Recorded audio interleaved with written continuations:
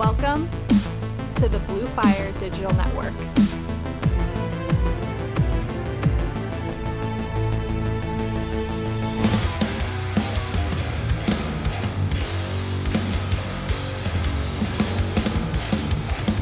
Welcome to the Godly Fathers Podcast, a podcast for young dads trying to live a godly life and raise godly children.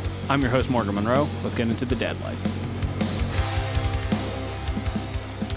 And the 10 horns that you saw are 10 kings who have not yet received royal power, but they are to receive authority as kings for 1 hour together with the beast.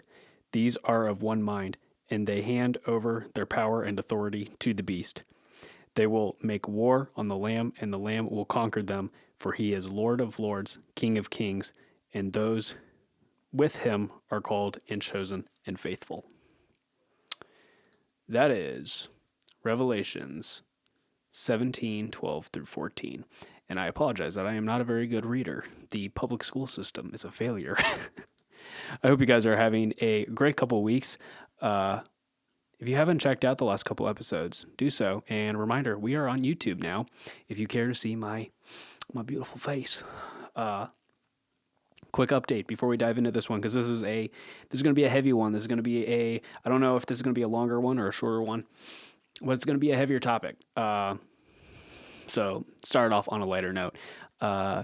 We are recording this on my wife's due date, which is really exciting. She was actually having some contractions today. It's funny because I guess only like 5% of kids are actually born on their due dates. So it kind of would have been cool if she would come today, but that's not happening. It seems like she's either going to come really, really late tonight or really early tomorrow is kind of how it's looking. So either way, really exciting. This episode is going to come out in a couple days. So by the time you're actually hearing this, I might already be a dad. So if you want to see pictures, make sure you're also following the Godly Fathers Podcast on Facebook and Instagram. That is a great place to know what the heck is going on, and you can interact, send questions, ask questions, all that good stuff. But let's go ahead and jump into this. So the other issue with this being a bi-weekly podcast is not just that my kid's going to get here and you guys won't know about it for a long time. The other issue we have is that it's hard for me to talk about current events. But that's kind of what today is. Today, we are talking about the midterm elections. Now, before anyone gets off and being like, yo, I don't want to talk about politics on this Christian parenting podcast. Too bad. My podcast, I'm going to do what I need to do. I want to talk to you guys about what I feel like needs to be talked about, on top of the fact that this is not something that should be ignored. I've heard this verse thrown around a lot when it comes to politics. By the way, I'm going to be doing a lot of reading from the Bible today, and I prefer to read from the physical Bible instead of my screen. It's nicer on my eyes. But this Bible, you can see it if you're watching on YouTube, is huge. And again, I apologize that I'm not a great reader out loud. But also, side note is being a Magic player, I have all these extra cards laying around that I'm not going to use, and they make great bookmarks when I have to jump around. I have a couple other verses I'll read later today. But anyways, when it comes to politics, there's this verse that gets thrown around kind of willy-nilly in Christian circles that needs to be addressed. This is Romans 13:1. Let every person be subject to the government. Excuse me. I'm going to start over. Again, not a good reader. Let every person be subject to the governing authorities, for there is no authority except from God, and those that exist have been instituted by God. I'll go ahead and read verse 2 just so you have a little more context. Therefore, whoever resists the authorities resists what God has appointed, and those who resist will incur judgment. So basically, I hear a lot of Christians use this as an excuse to either not pay attention to politics, or they use it as an excuse to just be like, it is what it is, it's in God's hands, which it is. Everything's in God's hands. He is all-knowing, he is all-powerful. And whatever does happen, good or bad, he has a greater plan. And us as teeny tiny human beings who only use 12% of our brain or whatever it is, we can't fathom the power of God. What's also great about this Bible, it's huge, is it has tons and tons of footnotes in here. So I'm going to read the footnotes that go along with that verse. This passage addresses the responsibility of Christians to governing authorities. They are to be subject to, which generally means to obey, the government because it has been ordained by God. Paul is speaking here in general principles of submission to government.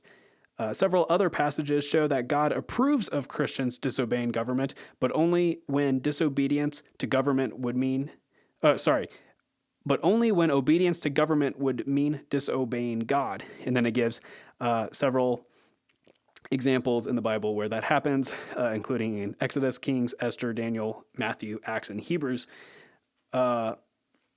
There were even times when God raised up leaders to rebel against the government and deliver his people from evil rulers. So, that sounds like to me that Christians should pay attention. That sounds like to me the classic example of Christians not understanding the greater scope of the Bible.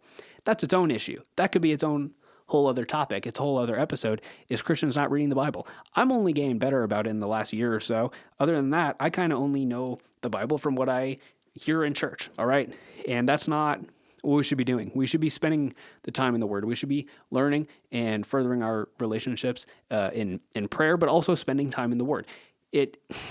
The average person, when they pray, they don't hear God back in clear ways. The best way to get to know God is spending more time in the Word. So, basically, where I'm coming with this is Christians need to pay attention to what the heck is going on in politics. So, what's happening with the midterm elections? All right, let's go ahead. So first off, let's talk a little bit about predictions. I'm pulling up the actual results here, and I think there's a couple states where things are not set in stone yet. So I apologize by the time this episode's out, I'm sure it'll be set in stone. Basically, we are predicting to have this huge right-wing poll in the midterms because people were like, I remember hearing interviews and stuff, and people were like, yeah, the abortion thing's on people's minds, but what is really on people's minds is inflation and crime and blah, blah, blah, and these things that are going to steer them to turn right. Well, the red wave, as we were told, was coming, did not really come. So when it comes to, let me pull up each of the individual things here. In the U.S. Senate, we have a couple seats that are still not fully accounted for. Republicans only up by 1. U.S. House only up by 12. Okay, that's more than I thought. Governors only up by 2. So we did not get the red wave. Now, you might be thinking, okay, who cares, Republican or Democrat? Well, I'm going to get to that here in a little bit. All right. I wanted to see if there was anything else numbers-wise that was worth sharing. So basically, that did not happen. And I think a big part of that is Christians are standing by, or we're trying to be nice. And I think the whole sympathy towards the abortion issue is a problem. The whole abortion issue in general is a problem. And that's because when Democrats were doing their campaigning, they spent over half of their funding and campaigning towards abortion issues. And we have learned that people will vote with their hearts more than their brains. And people have been misinformed that abortion is healthcare, that if we ban abortions, then we're also banning treatment on ectopic pregnancies, which is not true. In fact, the first episode of this podcast was all about the abortion issue because it was right when the Roe v. Wade decision came down. So if you want me to really get into the weeds with the abortion stuff, just go back and listen to episode 1. It's like an hour long. It's long, it's lengthy, but I give as many good examples as I can. And I'm sure at the rate that this world is going, at the rate that this nation is going, I'll probably have to do a part 2 of it someday. But we'll cross that bridge when we get there. Here's the problem. That is a huge offense to life. And I don't think that's, I think that it's shocking that any Christian can vote for people who are pro-murder. I use these verses in that first episode. I'm going to go ahead and read them to you again. This is Psalm 139, verses 13 and 14. This says, "For you formed my inward parts. You knitted me together in my mother's womb. I praised you, for I am fearfully and wonderfully made." Other verse I read in that first episode was Jeremiah 1:5, which says, this is the words of the Lord. "Before I formed you in the womb, I knew you, and before you were born, I consecrated you. I appointed you a prophet to the nations." Thankfully, that's the last time I will be directly reading out of the Bible today. I'm so sorry that I am not the best reader. Anyways, we have a job to do. Again, I know that a lot of Christians, they don't like to get political because for pastors, it's bad for their congregation. They think that they're going to demonize half of their congregation or whatever, and then other Christians are just like, I'm just trying to be nice. I'm just trying to do me. Here's the thing. That's not what they want. These far left Marxist people, they don't want freedom of thought. They want everyone to think the same, and they don't care about life. Now, here's the thing. Everything is in control of God. That is true. But sometimes that means that we just have to get up off our butts and do the right thing. God's not going to, take the wheel, Jesus. That's not how most things are going to go down. Things are good through the power of Christ. Yes, in heaven, obviously. Whatever comes after this world, when we get to heaven, is going to be way better than what is here. But that's not all. With the power of God, through the blood of his Son, Jesus Christ, we can also have peace here on earth. We will be prosecuted. That is promised to us in the New Testament. That is seen in the prosecution of God's people in the Old Testament. Things will not be perfect. Things are going to be hard. I apologize.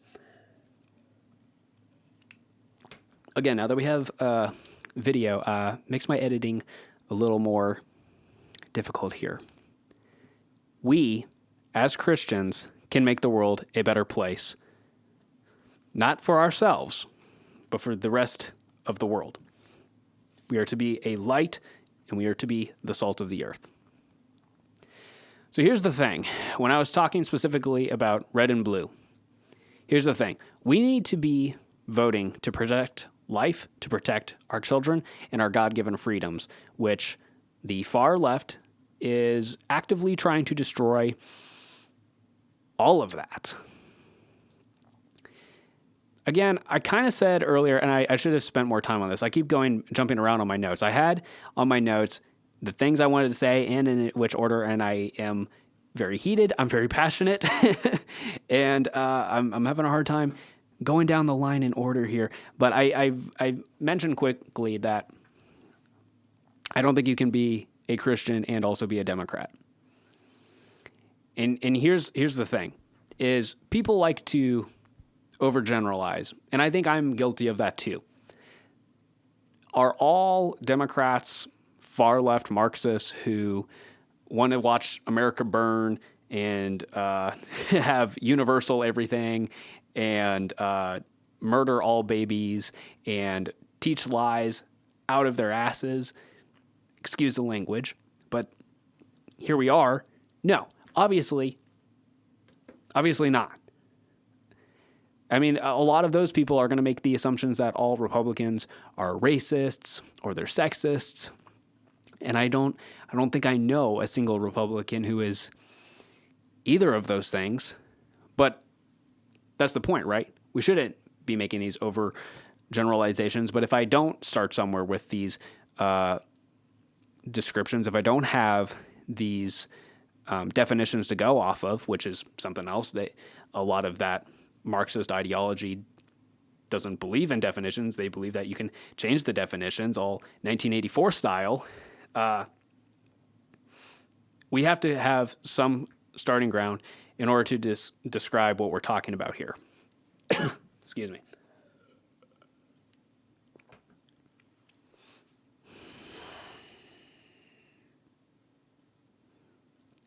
So can you be a Christian and be a Democrat?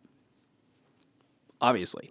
The only factor in what makes you a Christian is, do you believe that Jesus Christ was a real person, that he is the Son of God, that he was born of a virgin, and he died for your sins, and the only way to get to heaven is through that? And then it's hands off. Then it's, yes, you are a Christian. I don't believe in work-based salvation. But I do believe that if there is a real change in you, and this is something that you're going to take seriously, that your works will then speak for themselves. But that's not the same thing. That's cause and effect. The other way around, I guess, is the best way to describe that. But if you think about the left and right ideologies, if we're, again, grossly oversimplifying things, the left is spewing lies about truth. And we know that there is truth. We know that there is God-given facts. There are things that we don't know, right? The best example of this is just science in general, right? I could go on and on about the epidemic of sorts that we just experienced the last couple of years. I could go on about that, but let's be real. When it first was starting, we knew very little.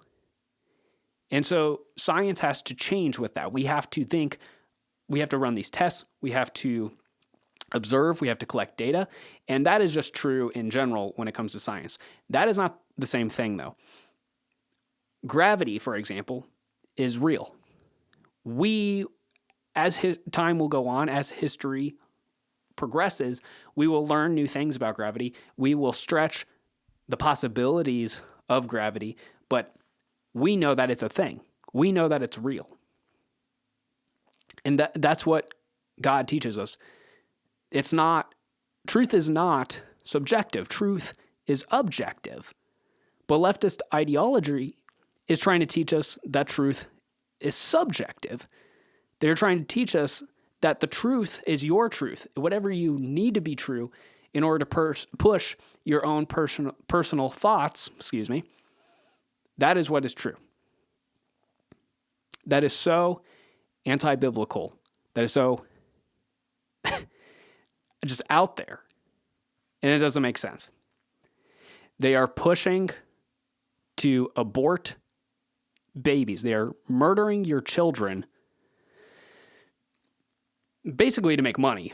And I go into that a lot more again in episode 1 of this podcast. I really ripped into Margaret Sanger and Planned Parenthood, and a little bit into the ties that they have with the Democratic Party, and basically how most of Planned Parenthood is population control. It's racist. It's very targeted. I go and get into a lot of that. So that's a big part of it. But part of it is also the transgender issue, right? Where we know on a scientific level that there are male and female. And then we also know scientifically that baby growing inside of that woman is a human being. It's not a clump of cells. Yeah, it's a clump of human cells.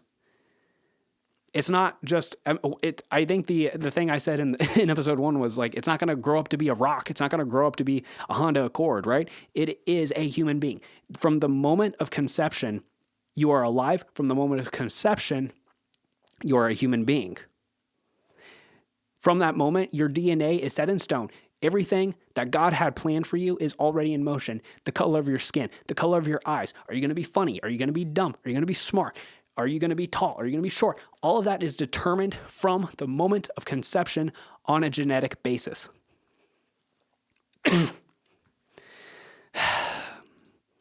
This scratchy throat is not having not a good time right now. So I think the biggest issue here, and this is happening here. I live in Kansas, and we just reelected Laura Kelly as our governor, and she is pro all of that. She's pro big government. She's soft on crime. She's pro child murder. She was huge in the lockdown situations that we had over the last couple of years. She made us one of the first states to bring in lockdown. She was one of the last to get rid of lockdowns, and the lockdowns regulations that she had were stricter. And this is Kansas we're talking about. In the middle of the country, in the Midwest, red country, This happened. And that's because people have been lied to and manipulated into thinking. And keep in mind also that recently, a couple months ago, we voted like 40-60 to not make an amendment to our state constitution to ban most abortions.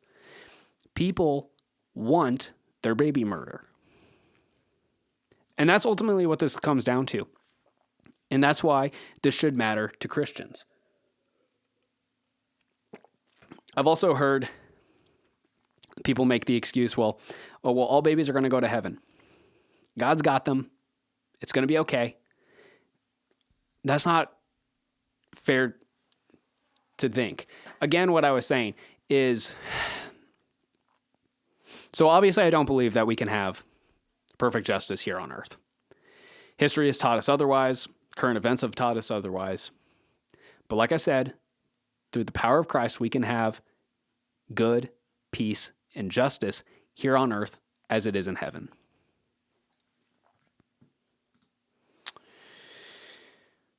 And I don't think history is going to look fondly on this moment in time.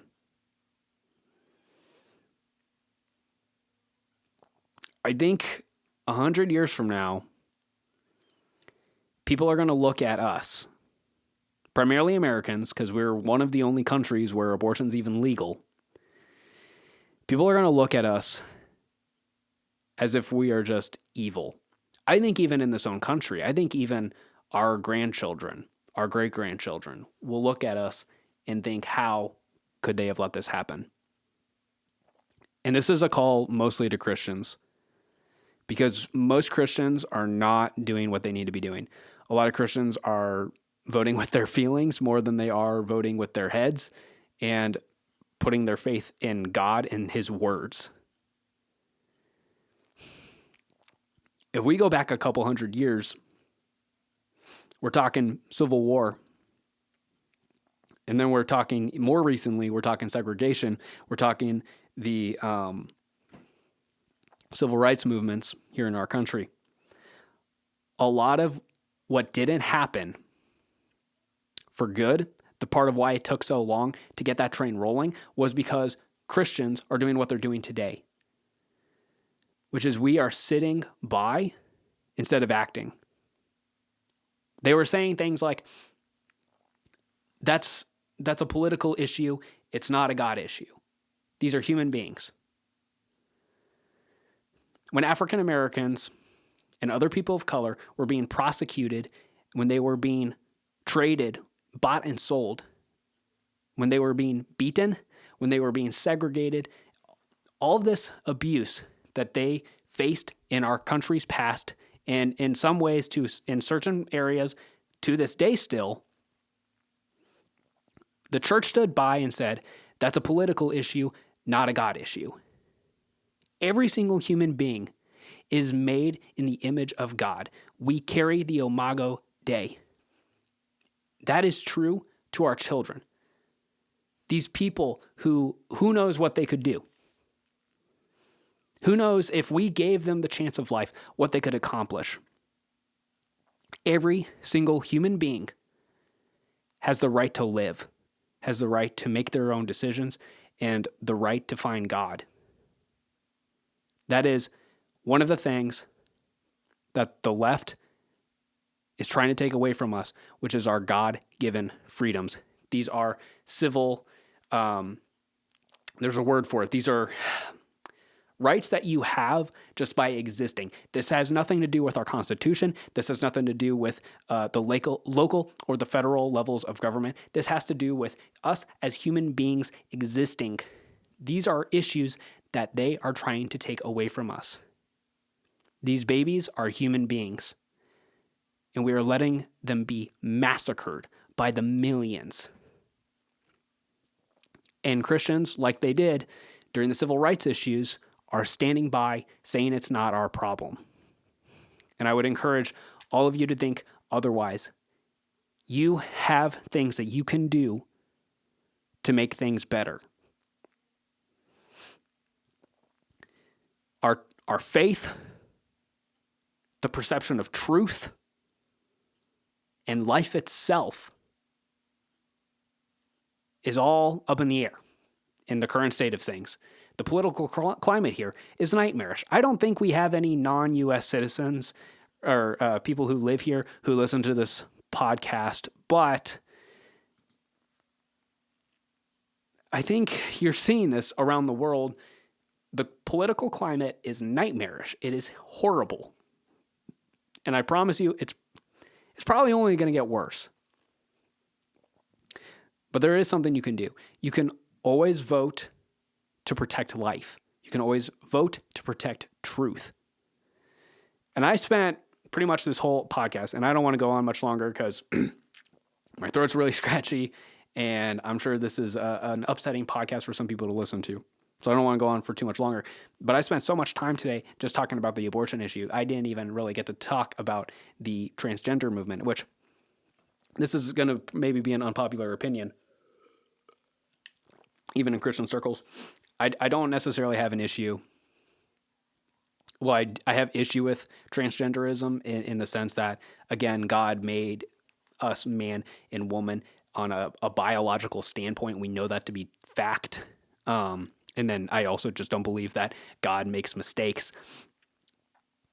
But if a grown adult makes that decision and they have been properly informed of what that's going to mean for them in the long term, and they are, of legal age, and they are, proven by a psychologist that they are clinically sane, that's their decision. The problem is that now they are forcing it on your kids. There are some states now where if your daughter is in a tomboy phase, they can take her without your consent as a parent and start hormonal treatments or getting her breast tissue removed or whatever. That is an attack on the family, which is placed by God, and that is attack on truth. I'm worked up. I think it's just very frustrating for me that we have all these other issues going on in our country, right? And yet, this is what's winning people over, is hurting our families or our potential families, man and woman and children. The nuclear family is under attack, and that was something constructed by God for the betterment of his kingdom, and that is under attack. So what do we do as Christians? Let's wrap this up. Excuse me. So what do we do as Christians? Vote for people who believe in the same things that you do. Vote for people who will protect life. Vote for people who will protect your family and keep your kids safe. And that's a great place to start. But maybe just as important, if not more important than anything else, is pray. If you've done all your research and you still don't know who you're supposed to vote for, I don't think that can happen, by the way. I think it should be pretty, not always black and white per se, but you should be able to come to a decision. If you have a hard time making that decision, pray about it. And I truly believe that God will guide you in making the right decision. Furthermore, for the people who are running and for the people who are already in office, or for us today here listening to this podcast, me recording this podcast, the people who have already been elected, pray for your leaders. Pray that they will either have a change of heart, that they will see the truth, they will put whatever money is on the line, that they will put that aside for the betterment of the American people and for the betterment of our children. And pray that the people who are on the other side, pray that they stand by those things that they said. And pray that if they are in a place where they can continue to make positive changes, pray that they have the strength to do that. And if there's something that you can also do physically here, not just in prayer, I believe in the power of prayer, but if there's something that you can do, whether, most people aren't going to run for any kind of office, right? That's something that most people we don't have it in us, but you can find ways to help. And sometimes that's as easy as sending an email off to their office and being like, is there anything you need? Because maybe you have no idea where to even start with that. I wouldn't know where to start with that. But that's kind of all I had for you guys today. It was a heavy one. This is a hard thing to talk about. This is a hard thing to deal with. But I think it's important. I think things are going to continue to get worse. Not just in this issue. I mean, we're in a whole lot of trouble moving forward. Like, we put these issues aside, we still have a imminent recession. We're still globally on the brink of war. There's a lot of things going on in the world. And I think it's easy for us to get wrapped up in how nightmarish things are. Put your trust in God. Give your anxieties over to Him. Spend time in prayer. Spend time in the Word. Not only will it give you peace that He is in control, it will also give you the clarity that you need to continue to make the right decisions for yourself, for your family, for your community. And I will leave it at that. I hope you guys have a great couple of weeks. Next episode, my daughter will be here, and maybe I'll have some stories to tell. We'll keep that a lighthearted episode. Until next time, God bless you. I'll see you later.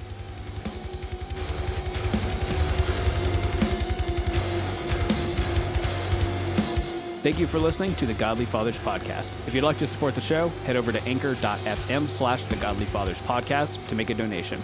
Make sure to follow our podcast and leave a positive review, as well as share it with a friend who you think might like it. You can keep up to date with us on Facebook and Instagram at The Godly Fathers Podcast. The song used in the intro and outro of this podcast is The Pit by my band Tundra.